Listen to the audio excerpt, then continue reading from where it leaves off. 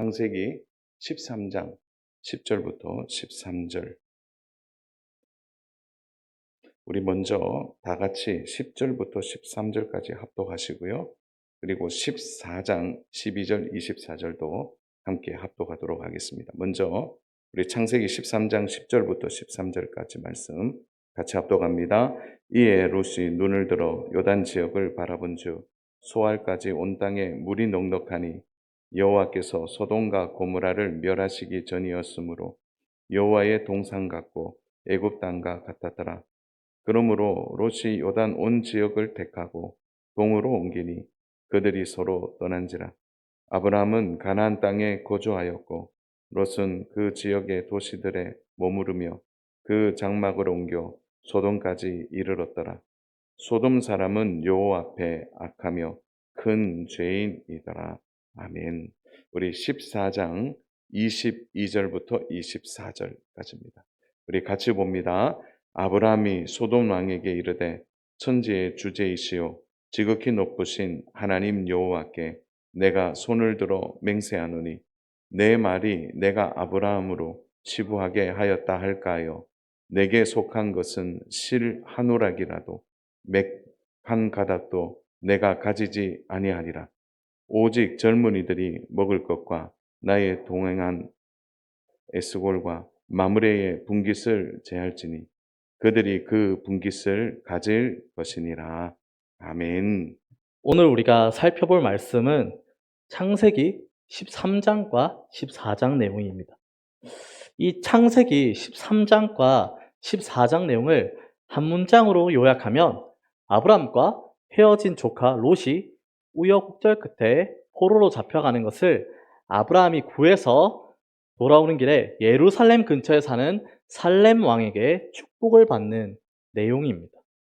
먼저 창세기 12장 후반부부터 13장은 기근으로 애굽에 잠시 내려간 아브라함에게 하나님의 개입으로 위기에서 벗어날 뿐만 아니라 더 많은 재산을 얻어 큰 부자가 된 아브라함을 우리는 말씀을 통해 볼 수 있습니다.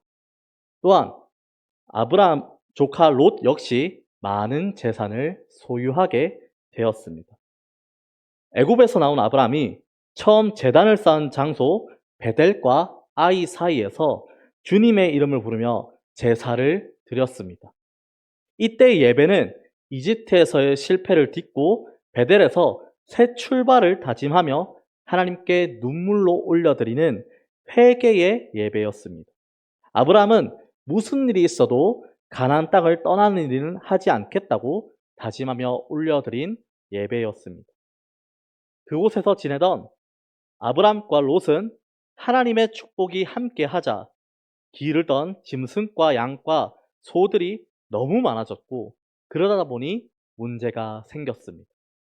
많은 가축대를 먹일 목초지가 부족하여 목자들끼리 서로 싸우는 일이 생기기 시작했습니다.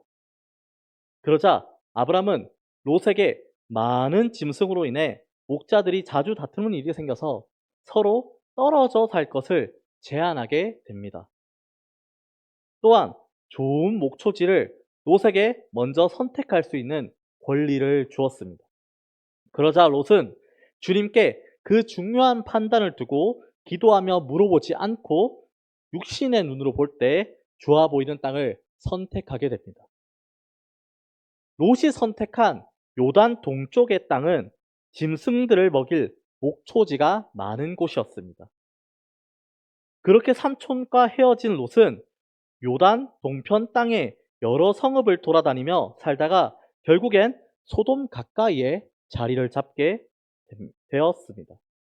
당시 소돔은 멸망하기 전이었지만 여호와 앞에 악한 주님이 만든 창조의 질서를 거슬러 온갖 죄를 짓는 큰 죄인이라고 성경은 기록합니다. 롯이 떠난 뒤 하나님은 아브라함에게 내 눈이 보이는 모든 땅과 함께 땅의 먼지처럼 헤아릴 수 없는 많은 사람을 자손으로 주겠다는 약속을 주십니다.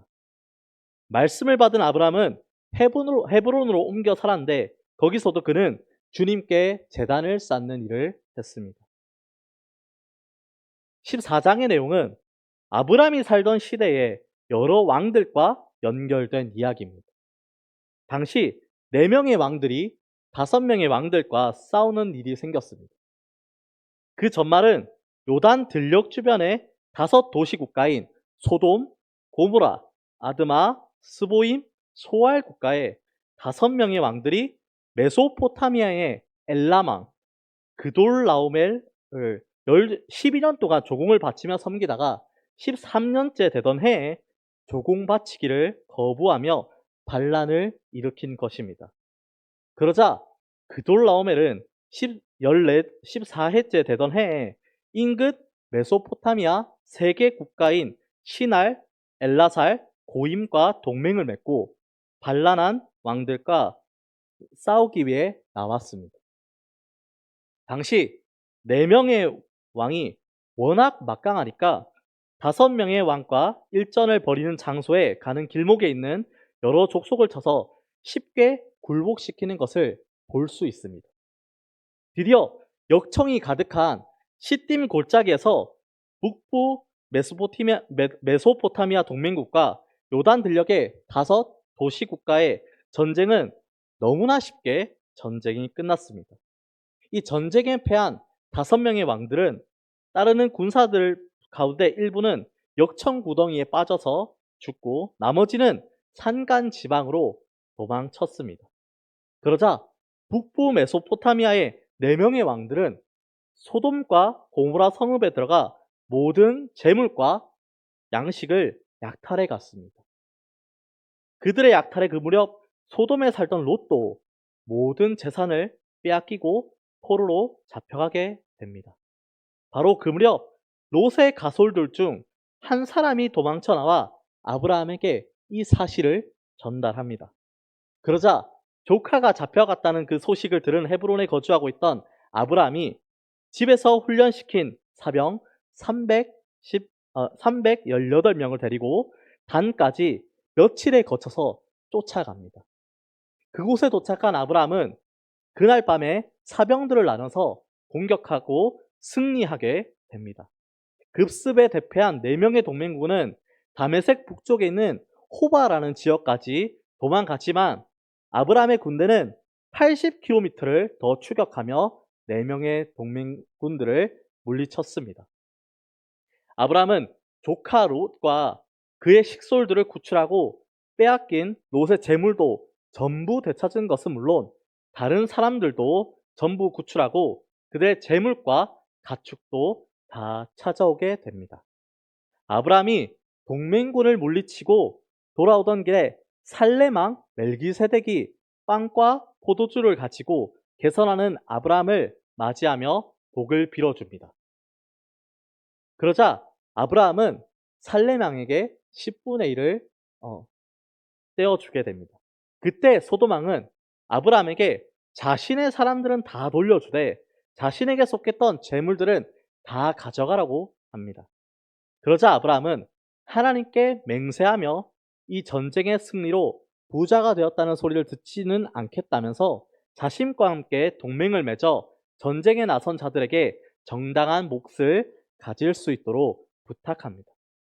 여기까지가 13장과 14장의 이야기입니다. 그렇다면 오늘 우리가 이 13장과 14장 내용을 통해서 배워야 할 교훈을 살펴보려고 합니다. 먼저 롯에게 선택권을 준 아브라함에게 더 큰 축복을 약속하시는 하나님을 우리는 기억해야 합니다. 반대로 중요한 순간에 하나님께 받은 선물을 하나님께 묻지 않고 본능을 따라 선택한 롯과 같은 모습, 즉 욕심이 우리에겐 없는지 점검하고 바로 잡아야 할 것입니다. 중요한 선택의 순간에 두 사람의 모습은 극명하게 달랐습니다. 그 이유는 욕심을 따라 선택한 롯은 자신이 그렇게 부자가 될 수 있었던 근원을 망각한 반면에 아브라함은 사명을 따라 고향 땅을 떠날 때부터 롯에게 먼저 배려하는 순간까지 여호와 하나님에 대한 믿음이 너무나 확고하고 견고하게 성숙했습니다. 우리 역시 우리가 누리는 모든 것을 하나님께서 주셨다는 확고한 믿음이 없으면 불신자와 똑같이 욕심을 따라 노처럼 선택할 수 있음을 기억하며 경계해야 할 것입니다. 무엇보다 상식을 벗어난 아브라함의 배려는 하나님에 대한 아브라함의 믿음이 그만큼 뿌리가 깊고 견고하다는 것을 보여줍니다. 이처럼 우리 또한 배려하며 헌신하는 모습으로 살려면 아브라함이 소유한 믿음의 뿌리와 깊이가 있어야 할 것입니다. 즉, 성숙한 믿음을 우리는 소유해야만 한다는 것입니다. 이 믿음은 교회만 출석한다고 해서 생기는 것이 아닙니다. 예배를 집중해서 드리는 것은 물론이며 매일의 삶에서 성경 읽기와 기도 그리고 바른 복음을 전하는 다양한 목사님들의 설교를 일상생활에서 찾아 들을 때 성령님이 함께 하셔서 우리의 믿음은 성숙할 수 있습니다. 두 번째는 본능을 따라 선택한 롯이 모든 것을 잃어버리고 포로로 잡혀가는 동안 침묵하시는 하나님의 의도를 배워야 할 것입니다. 나아가 그런 롯을 구하기 위해 여기서 14장 13절에 나오는 도망쳐 나온 사람 가솔 한 명부터 조연으로 등장하는 그리고 주연까지 그 마음을 움직여 용기와 힘을 주시는 하나님이 있었음을 기억해야 할 것입니다. 성도들이 잘못된 선택을 하고 잘못된 삶에 들어섰을 때 하나님은 다양한 방법으로 침묵하시거나 혹은 내버려 두시거나 또는 회초리로 때리는 등으로 징계하신다는 사실을 우리는 히브리서 12장 5절에서 8절 말씀에서 살펴볼 수 있습니다. 우리 성경으로 함께 찾아서 합독하도록 하겠습니다. 우리 히브리서 12장 5절에서 8절까지의 말씀입니다. 우리 함께 합독하도록 하겠습니다. 또 아들들에게 권하는 것 같이 너에게 권면하신 말씀도 잊었도다.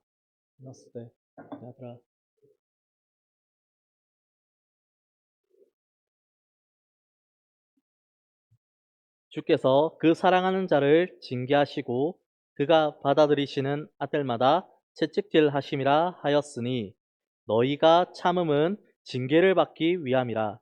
하나님이 아들과 같이 너희를 대우하시나니 어찌 아버지가 징계하지 않는 아들이 있으리요. 징계는 다 받는 것이거늘 너희에게 없으면 사생자요 신하들이 아니니라. 아멘. 방금 살펴본 말씀처럼 우리를 향한 하나님의 징계는 사생자가 아닌 신하들이라는 증거입니다. 그러므로 잘못된 선택을 하고도 형통한 길을 걸어간다고 생각되는 분들은 멈춰야 할 것입니다.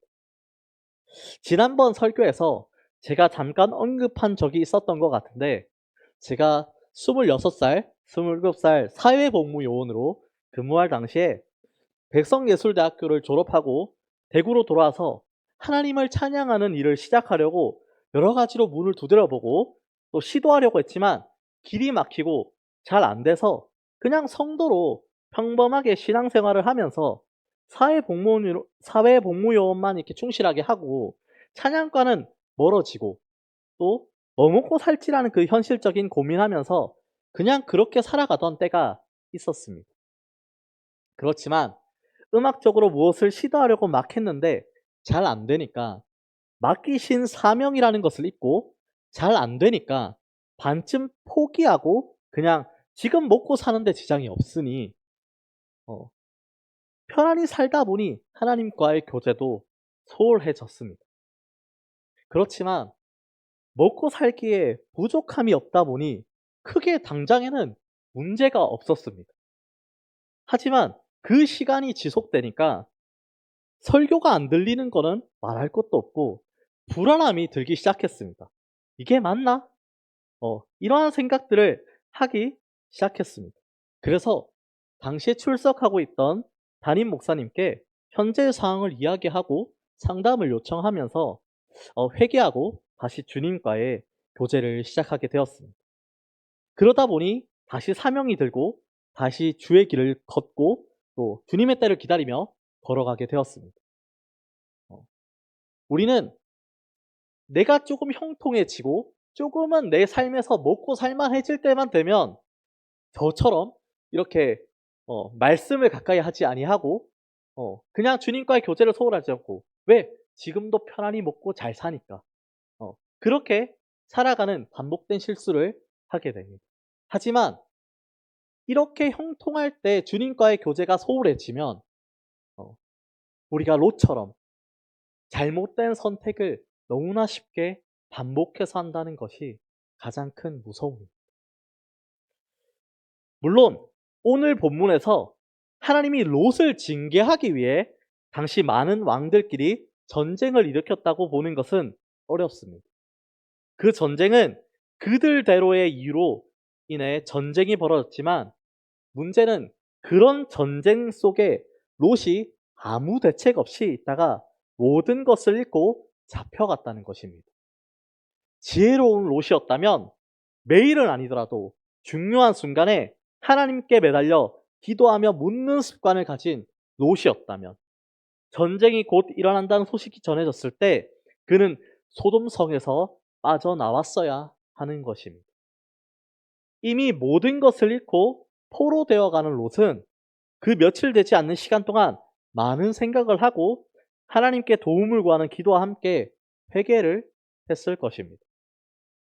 만약 하나님이 롯의 가솔들 중에 한 사람이라도 도망할 수 있는 길을 열어주지 않았더라면 도망쳐 나온 한 명이 아브라함을 알고 그가 있는 곳을 찾아 상세히 말하지 않았더라면 무엇보다 아브라함이 집에서 기르고 훈련된 종들이 준비되지 않았더라면 마침 동맹한 자들이 함께 싸우겠다는 의사를 표명하지 않았더라면 무엇보다도 아브라함이 노년의 나이에도 그 먼 거리를 직접 나서 롯을 구하겠다는 의지가 강하지 않았더라면 성경엔 기록되어 있지 않지만 아브라함은 필시 도망쳐 나온 사람에게 이 롯의 이야기를 들었을 때 하나님께 기도로 인도를 구했을 것입니다.